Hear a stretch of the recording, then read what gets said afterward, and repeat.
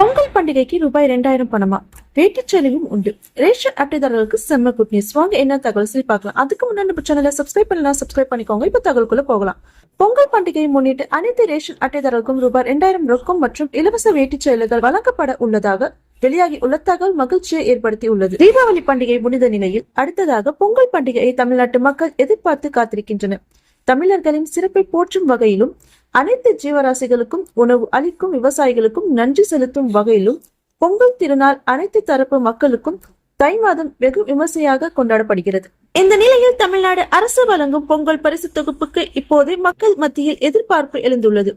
இந்த முறை பொங்கல் பண்டிகையின் போது பெண்களுக்கான மகளிர் உரிமை தொகையான ரூபாய் 1000 மற்றும் பொங்கல் பரிசு தொகுப்பாக ரூபாய் 1000 அத்துடன் கரும்பு உள்ளிட்ட பொருட்கள் கிடைக்கும் என பெண்கள் எதிர்பார்த்துள்ளனர். பொங்கல் பண்டிகை இன்னும் சிறப்பாக கொண்டாட வேண்டும் என்பதற்காக தமிழ்நாட்டில் உள்ள அனைத்து ரேஷன் கடைகளிலும் பொங்கல் பரிசு தொகுப்பாக அரிசி, சர்க்கரை, கரும்பு மற்றும் ரூபாய் 1000 ரொக்கமும் வழங்கப்பட்டு வருகிறது.